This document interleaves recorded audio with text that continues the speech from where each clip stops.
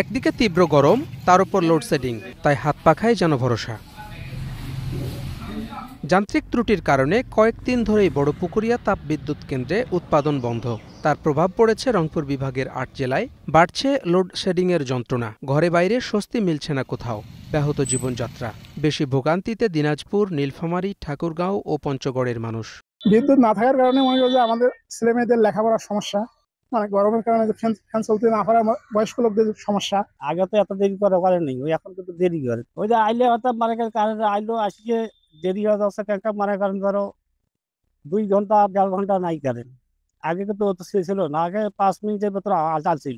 বিদ্যুৎ বিভ্রাটে সংকটে পড়েছে কলকারখানাগুলোও, ব্যাহত হচ্ছে উৎপাদন। অলস সময় কাটছে কর্মীদের, বিপাকে ব্যবসায়ীরাও। কারেন্ট থাকে না, কাশে যায়, প্ল্যান চলে না, আজ চলে তা কাল চলে না। আমরা মনে করেন যে কাজ কাম সঠিকভাবে করতে পারতেছি না, সময় মতো আমাদের লোকজন নিয়ে আমাদেরকে বসে থাকতে হয়। বিদ্যুতের সমস্যার কারণে ধরেন আমাদের ক্ষয়ক্ষতি হচ্ছে। লোডশেডিং আসলেই দেখা যায় আমাদের পণ্যর ক্ষতি, জ্বলে যাচ্ছে, পুড়ে যাচ্ছে। তো এতে আমাদের ছোট ব্যবসায়িক হিসেবে আমাদের অনেক লস হচ্ছে। উত্তরের মাঠে মাঠে এখন আমন আবাদ, সামনেই ধান কাটার মৌসুম। ব্যস্ততা বাড়বে অটো রাইস মিলগুলোতে।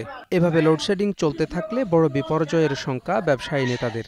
আমাদের যে বিদ্যুৎ উৎপাদন এবং উত্তরাঞ্চল বা বিশেষ করে দিনাজপুরের যে বিদ্যুতের চাহিদা, এটা পূরণে খুব হিমশিম খাবে। কারণ সামনে যে আমনের ধান কাটা মৌসুমের পর সমস্ত অটো রাইস মিলগুলো চালু হয়ে যাবে, সেখানে একটা বিদ্যুতের ডিমান্ড আছে। এরপর ফেব্রুয়ারি, মার্চ, এপ্রিল মাসে যে ইরিগেশনটা আছে কৃষকের জন্য, যেটা পানির একটা বড় ডিমান্ড হলো এই বিদ্যুৎ সেচ প্রকল্পগুলো।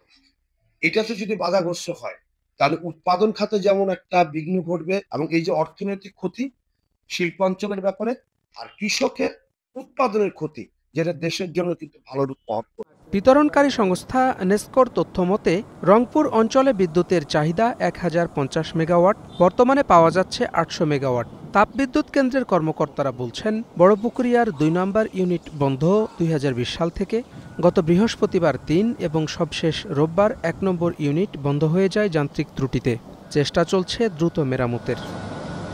এই অঞ্চলে ভোল্টেজ কন্ট্রোল করার জন্য এই বিদ্যুৎ কেন্দ্রটা ইম্পর্টেন্ট। ন্যাশনাল গ্রিড থেকে পাওয়ার যদি দিতে পারে তাহলে লোডশেডিং হবে না, কিন্তু আমার তো আলটিমেট 200 মেগাওয়াট কমে গেছে না। তাহলে এখানে 200 মেগাওয়াট যেটা ঘাটতি হয়েছে অন্য বিদ্যুৎ কেন্দ্র থেকে যদি ওটা বাড়াইতে পারে তাহলে 200 মেগাওয়াট কাভার হলো। দিনাজপুরের পার্বতীপুরে অবস্থিত বড়পুকুরিয়া তাপ বিদ্যুৎ কেন্দ্র 525 মেগাওয়াটের এই বিদ্যুৎ কেন্দ্রটি 2006 সালে গড়ে ওঠে। Desk report, star news.